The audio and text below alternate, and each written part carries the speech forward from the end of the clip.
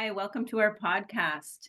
This is on syntax for Language Fundamentals, Queen's University, Winter 2024 session. I'm Rachel Wilhelm, and this is Andrew Board. And we're here to talk about syntax and why it's important for learning. Right. So I guess we'll start with the first question. Can you explain why syntactic awareness is crucial for both reading comprehension and effective writing, in your opinion? Great. Yeah. So I'll go first. Well, I think the two are pretty closely linked and that they kind of both feed and support one another. I think as a learner starts to gain more syntactical awareness, that it improves their reading comprehension skills. And that as they read more, their syntactical awareness starts to improve. But as we read in the Hodgman and Wexler article, simply reading and writing probably isn't enough for most students to be able to produce good sentences, good paragraphs, and eventually competent essays. So a lot of students need that explicit instruction in order to help them reach those abilities. It also mentions in the article that a lot of time writing assignments are asking students to give opinions, but not necessarily writing that connects them to the content they're learning in all their different subjects.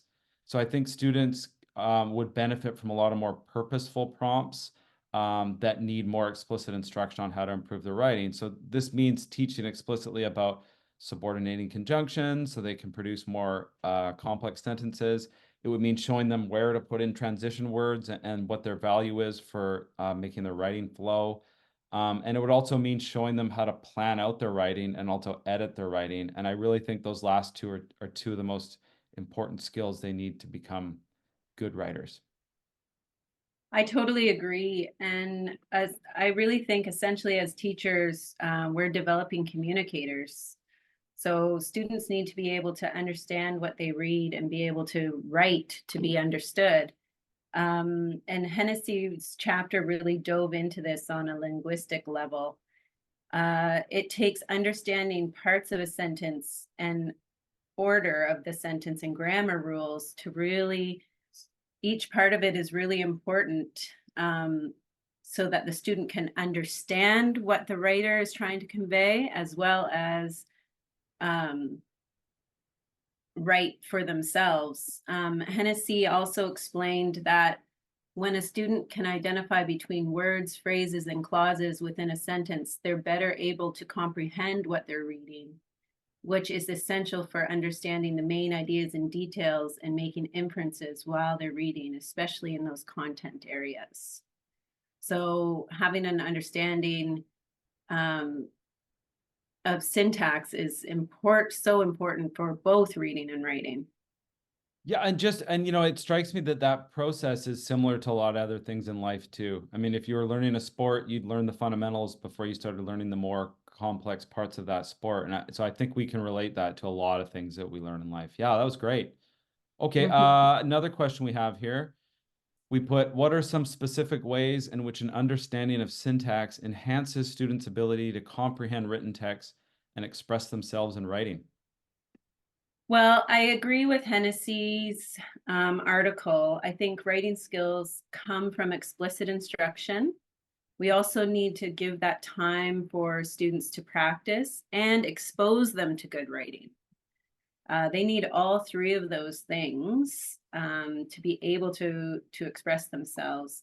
I think, especially for me working in the primary level, it's a lot of big learning to move those students from that oral language into being able to write down their own ideas in a way that makes sense, that follows specific rules. One of the things that I've often used with kids is that reminder of writer's mumble, and that comes from Adrian Gear's work on powerful writing structures. But I think that I think I could go further with that, noting off of Jeff Anderson's work in Patterns of Power. Like, what is that noticing part of the language for students? That's how they're really going to notice and be able to put that into their own writing. Hennessy also offers an example of having students work on sentence-based activities like combining and expanding sentences as a way to comprehend what they're reading, which will also turn them into better writers because they get to work with that, right? And one of the things I think too is having students take a simple sentence and add to the sentence can help them to create more complex sentences and further understand how sentences are organized, um, so that they really get a better understanding of the writing process. And Yeah. so, yeah, I think that those are some really great ways to start. What do you think? Yeah, I also sort of took some inspiration from, you mentioned the Hennessy and Moats article. I think it touched on a lot of this about how syntax can help students. I think it helps them understand more difficult texts, particularly those that they might see in like what I'd say are more difficult subjects, like say science or perhaps literature. It helps them see the relationship between the words and phrases and the other parts of the sentence in order to get a better understanding of what the author is trying to get across.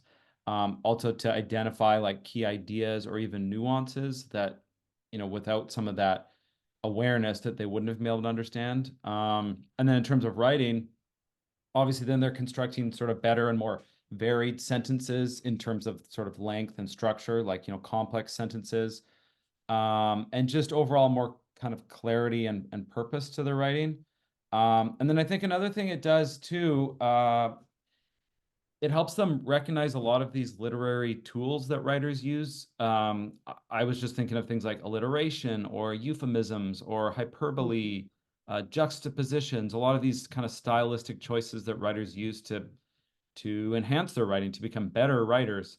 Mhm. So I think that the hope then at least is that with an increased awareness of these sort of devices, it translates into them being able to sort of enrich their own writing by incorporating a lot of these ideas. So yeah, overall, a stronger syntactical awareness should allow students to express themselves more effectively and more purposefully and more persuasively.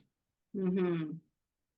How do you think teachers can help students, including those who are learning English or have trouble understanding, to better understand and analyze the complicated sentences in books and school materials, which are often more difficult than what they hear in everyday conversation? Yeah, well, just kind of going back to that Hodgman and Wexler article about explicit instruction. I mean, I think this is certainly a first step. So I think, breaking down sentences and going over the parts of speech like subjects, verbs, noun clauses, and then how those parts interact with each other to create meaning. This is the idea of sort of deconstructing, right? Breaking down the sentences into the smaller Mhm. parts to look at the individual meanings of the morphemes or other parts, and then looking at the sentence structure, like they talked about in that Hodgman and Wex article, as well as in, I believe, the Laura Lee article about the mentor sentences, about using those to sort of contextualize and to look at the meaning of, say, new vocabulary in chosen texts. Often too, when you look in sentences, like, and you break them down, there are often clues. For example, looking at the words that come before, looking at the words that come after, and see how they relate. Looking at a course of parts like suffixes, prefixes, roots. I mentioned like other morphemes like that to have a deeper understanding. And then something I remember actually from being in the teacher ed program was the idea of differentiated instruction, which basically means kind of meeting the student where they're at and providing support. It could be multi or bilingual materials or texts, and kind of being like multimodal in how you present things, like not just presenting it one way, but giving the student several chances. Like again, written, verbal, or whatever that is. Mm-hmm, mm-hmm. And I really like how you touched on that, differentiating instruction. I think that, when I was reading that Shanahan article, I thought, wow, he really pointed out the fact that teachers shouldn't just assume that any of their students have the knowledge they need to work with complex sentences, right? And just how that can be often, teaching of syntax can often be overlooked by teachers. So I think it's like really important for us to keep that in mind. And Hennessy and Moats also talked about how struggling readers typically don't have a good understanding of the syntax pattern. So like that's a great place for us to start. And yeah, how this tells us that instruction needs to happen in areas of syntax to help students become better readers. So the authors also highlighted that students weak in spoken language tend to have difficulties in reading and comprehension. So particularly at risk are those children with language difficulties, or ELL students who might have grammar rules that are different from English in their dominant language. So that's that can greatly impact our students. I think that like having this information in mind when we're thinking about how to support those students, you know, you've already touched on teaching sentence comprehension through direct instruction, and those indirect methods are also super powerful too. Hennessy discussed those methods at length in their chapter on syntax. For me as an educator, I think that to move our students along in meaningful ways, we need to have a good understanding of what skills they have and where they need to move forward. And so Hennessy, they talked about the variety. Can be a variety of assessments out there. And within the classroom, they suggest having the child to read to you, to analyze their writing, to look for clues. When I read that, it made me think about the importance of like conferencing with students, right? So much can be gained from reading and writing conferences for both the teacher and the students, especially now with the way that we're commenting on student learning. It just really gives some powerful evidence and ways to like move students forward. And then as a teacher, we can find trends across the class and tailor that direct instruction to the kids that need it, right? Either in small group or whole group. And oh yeah, and then the other thing that Hennessy really talked about was utilizing that SLP support Mm-hmm. in the assessment. And I just thought that was something that I haven't been doing enough of, but there's like just thinking about how I could better support my students by reaching out to the SLP for more information about their detailed assessments, because they're coming from that really heavy background with linguistics, right? And they have a large amount of knowledge. So I think like really taking advantage of those experts within the school to help Wow. tailor instruction to those particular students, and like maybe even seeing if they could come in and help teach a lesson sometime, Yeah, absolutely. right? And just really quick too, just to jump on one thing you were saying, like you were talking about like student conferences and then the need to like get formative sort of feedback to the students. Mhm, Um, I think too, I don't want to overlook the fact that a lot of these things, like, you know, you often identify a handful of students that really need the extra support, and it's mhm. good to get them the extra support. But I always find too that giving this sort of explicit instruction to the whole class, even though maybe our target is like those 4 or 5 students, but really everybody can benefit from it. And it's one point that I always come back to is that even though some students may not necessarily need that extra support, it's not like it's going to harm them. They're still going to get benefit by just reinforcing certain syntactical ideas. And For sure, yeah. for sure. And I don't know if you know about Shelley Moore. Yes, um I know Shelley Moore, yeah, from UBC, I think. Yeah, Yep. so she really talks about that bowling analogy about Yeah. bowling pins and like tailoring instruction to all students in the class, high Yeah. and low. So it's benefits the students in so many ways. So Yeah. yeah, I really like how you touched on that. Yeah, great reference with Shelley Moore too. Yeah. Yeah.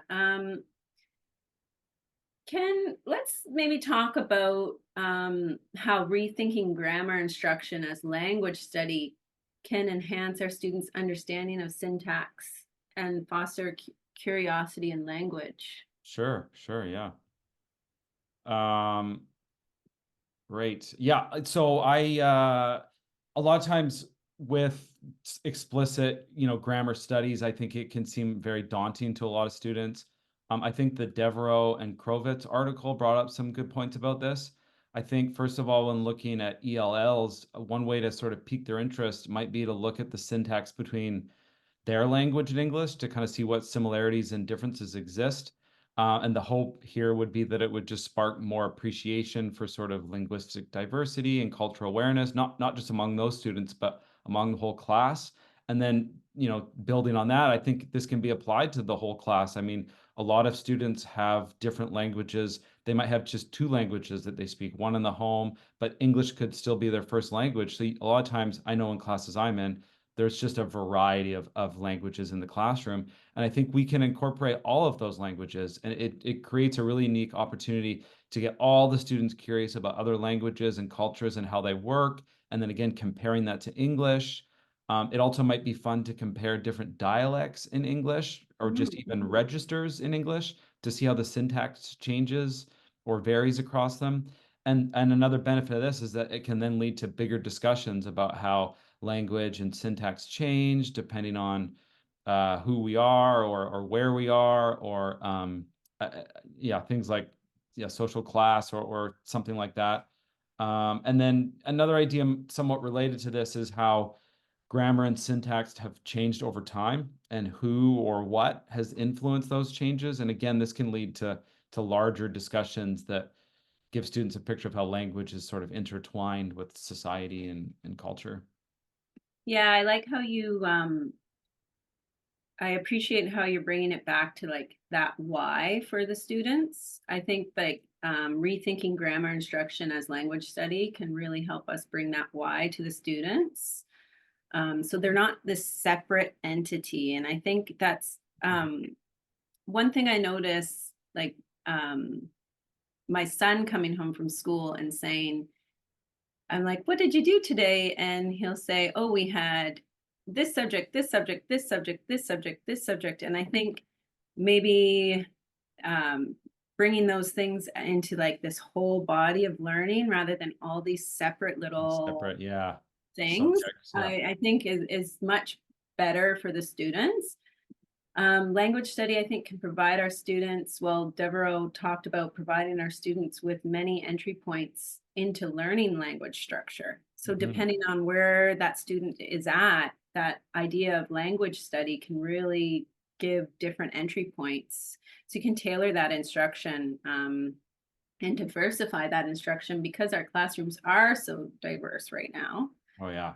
Um, And will continue to be too. yeah, and will continue to be. And I think not only for supporting the students in their learning, but also supporting the teachers and how we deliver that instruction, right? Yeah. Um, and I think I like the positivity of language study that it assumes that students have a pre-existing knowledge that they can build from, Hmm. right? Hmm. So we're like coming from an area of like more of a growth mindset, like Dweck's work on growth mindset, I think, um, is really important there. Um, and like you touched on, it really serves our students with that are learning English or have learning disabilities. Hmm. But so I'm thinking, what does this look like in the classroom? Well, Devereaux talked about using language chunks. Yeah. And I thought, well, yeah, because I work in the primary level, a strategy I've done is something similar. You take a simple sentence and ask the students to make it more elaborate, but keep the sentence making sense. And I think this allows the students to work using their pre-existing knowledge, right? And those kids that maybe are at a higher level, then you can work with them to add more. And then everybody sort of gets a feeling of competence. Hmm. Hmm.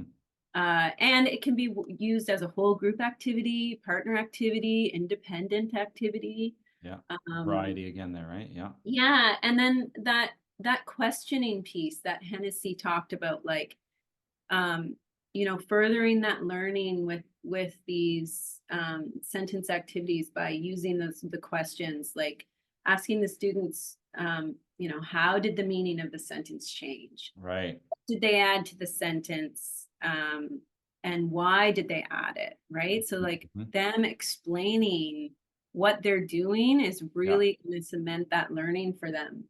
Did they Yeah. use punctuation? How and why? And we saw this in In Jeff those videos. Anderson's Patterns of Power, Yeah. The patterns of power. and those videos, right? Like, Yeah. very, very meaningful. And one thing I noticed that I don't really do often enough, but I feel more motivated to do after the learning in this module, was to use sentences from the classroom text more often as invitations to notice, like Jeff Anderson said in the Patterns of Power, like, Mhm. um, to analyze the grammar and writing. I just think that it could be a highly effective way to teach and to bring all that learning, right? That cross-curricular learning in together. Mhm. Yeah. Well, speaking of which, then actually, we've touched on it already, but just about the mentor sentences and how Mm-hmm. they can be used to support students, like syntax development. That's one question we had. Do you mind if I go first on this one? Yeah, sure. Just because you touched on the Anderson article, and I was also thinking about the Moss article.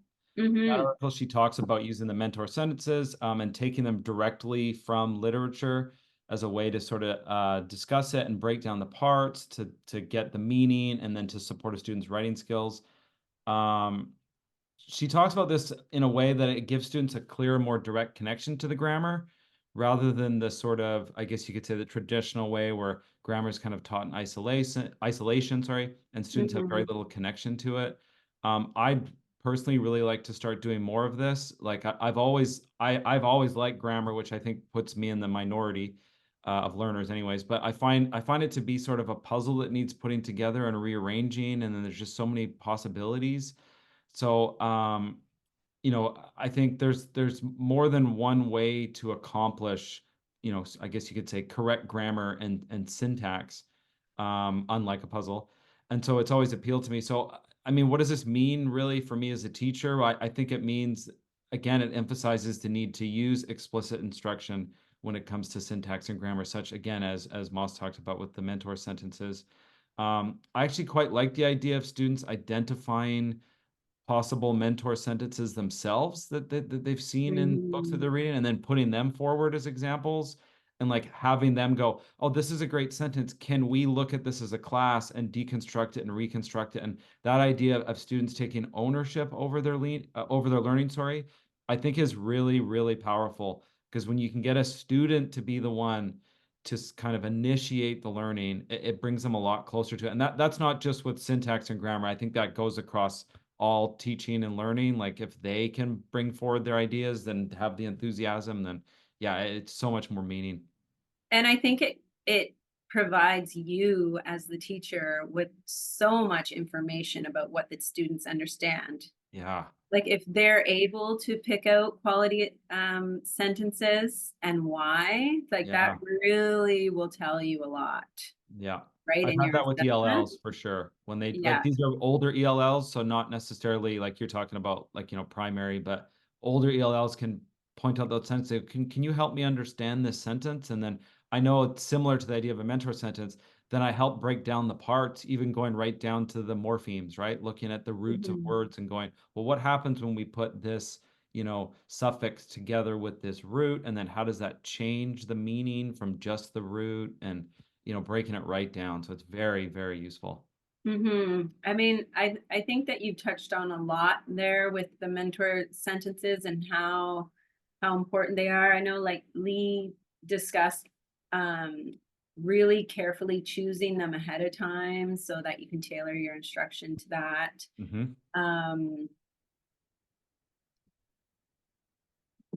and then just back to Jeff Anderson's Patterns of Power, like, it's right there. And I think it just is, so many authors from this module touched on that as a strategy. And Yeah. so it's so powerful, for teachers, I think, and students, and then, and not shying away of those conversations, because sometimes you can't always prepare for the conversations that that the students are going to come up with the things Yeah. that they're going to say, and the concepts, and I think it really pushes us as educators to continue our learning about language, right? Because Mhm. language is a lifelong learning process. We're Sure always going is. to learn more, and you know, we want to prepare our students to be able to analyze more academic texts, and you know, when they grow up and they have to read contracts and things like that, Yeah. we need to have strong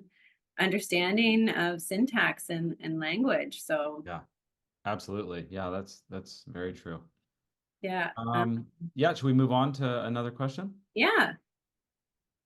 Okay. Well, just actually building on top of the mentor sentences, can you provide any examples of how mentor sentences have been effectively utilized to teach syntax and enhance students' writing skills?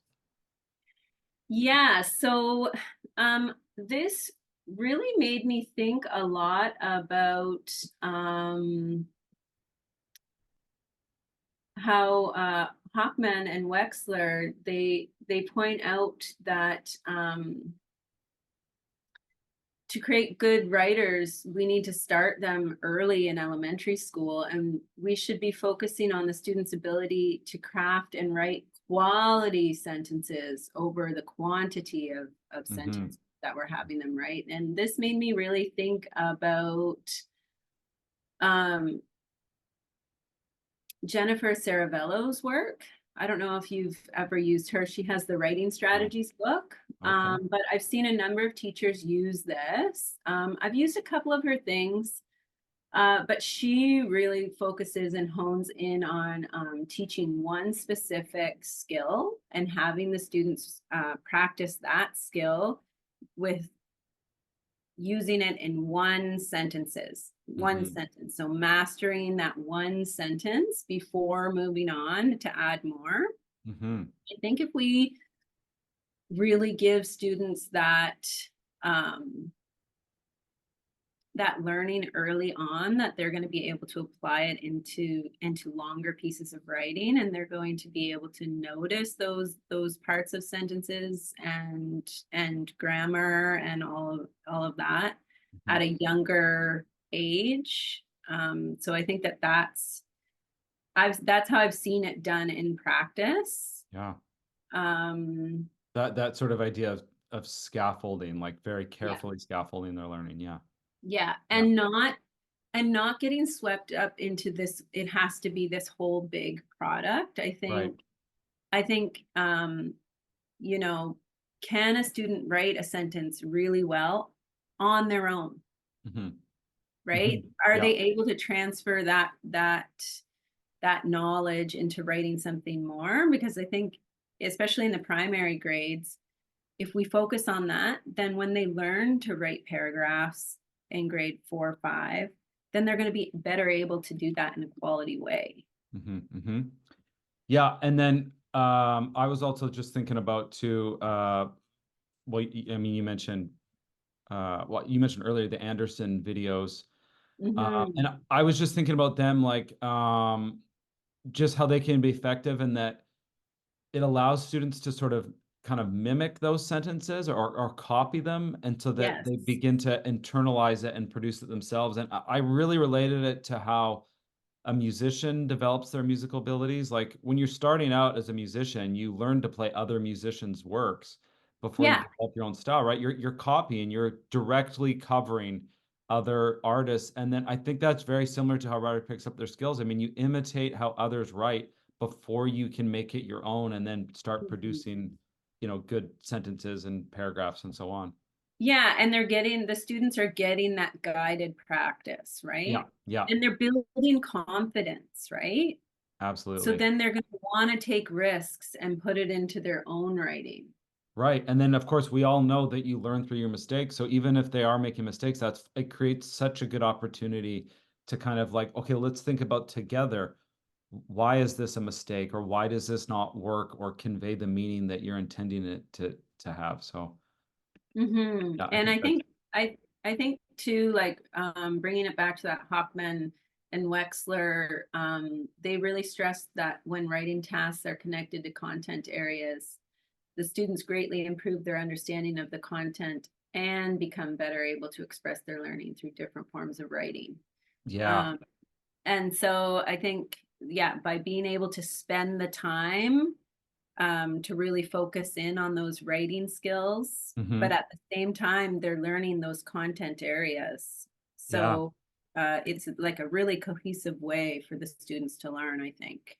Yeah, and I think it was also touched on in that Laura Lee article, just the idea of being able to, construct grammatically correct sentences also then gives them the ability to be able to edit, because you can't really Mhm. edit your own. Editing is such a vital process, a vital stage in the writing process. And if you can't produce those sentences, and how do you edit because you don't know what to edit for? So they're all Mhm. so connected in the writing process. You've got to know that basic sentence structure and syntax before you can really add on to everything else. And yeah. And in a way that it isn't overwhelming for the student, Right, yeah, step by step. Yeah. right? Step by step. And in Adrian Gear's powerful writing structures, she really tailors it to that younger age where it's like choose three things to change, Right. Right, right? keeping it So it's focused and not, manageable. Hmm. yeah, it's manageable, it's in short chunks, and Yeah. then they're learning right away. If it's too many things, I think it's just there's too much going on for the student to really learn it all in a Oh meaningful yeah. way. So if you break it down into parts and then they master that part, then they can move on to the next Yeah, because I'm mostly in secondary, and so like a lot of times now I'm helping students write essays, and one. so they're Hmm. obviously at a higher level than what you're talking about with primary. So a lot of times for them too, like that whole process can be a little overwhelming. So I always break it down and be like, okay, once you've got a draft done, go through and edit with just one specific purpose in mind. Like do an edit for punctuation. Look at your Hmm. commas and your semicolons and everything else. Then do another one for repeated word choice. Did I use the same words too much? Like, because we Hmm. want variety. And then do another one for grammar, like, subject, verb agreement and all this kind of stuff. So I always tell them to break it down. And I do that in my own writing. I go back to the beginning and I do a pass just for one specific purpose, and then go back to the beginning and kind of, do that process over again. Hmm. I Hmm. think we've got time for one more question. So I'll go with this one. How does teaching sentence construction contribute to students' understanding and mastery of syntax? And we have touched on this already a little bit, but I'll let you go first. Um, yeah, I think I already touched on this. I think Hmm. um the goal of the writing is to, have them practice those mentor sentences and be able to transfer it into their writing. I think as educators, that's Yeah. um, you know, that's what we want them to be able to do. We want to be able to develop um good, solid communicators. And when they have that knowledge and mastery of syntax, they become those good quality communicators. Yeah, absolutely. Yeah, because and it's communicators in more ways than one too, right? Hmm. Yeah, they again that Hodgman and Wexler article, they talk about like TWR and how it scaffolds the students through the writing process. Like it really emphasizes this idea of syntax structure and sorry, sentence structure and syntax rules, right? Where they're Hmm. really looking at the different components of the sentence along with the different types and structures. And I think for students to be able to manipulate word order or use different syntactic patterns, I mean, this is where they're really going to be able to take the writing and sort of make it their own.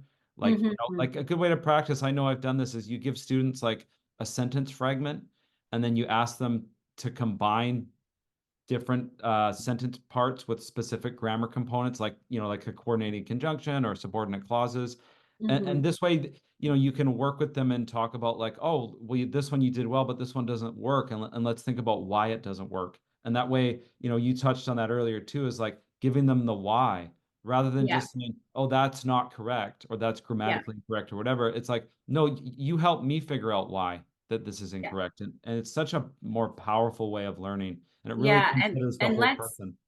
yeah, and let's do this together, right? Right. Yeah, like I've used a lot of Adrian Gear's powerful writing structures, and I just find that it really relates to all the research that was in this module. Hmm.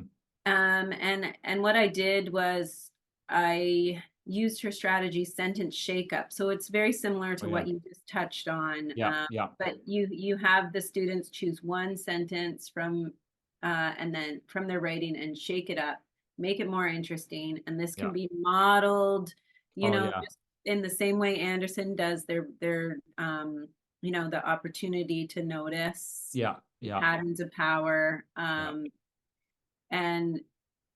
And you could do this as a whole, like a morning message, or Yeah. have the students do it individually and then work to improve the sentence. And I think it just really gives students that understanding, and then you can see as a teacher in assessment, who's participating, who's not participating. Yeah. Yeah. It allows Where are for. the gaps? What Mhm. things aren't we talking about?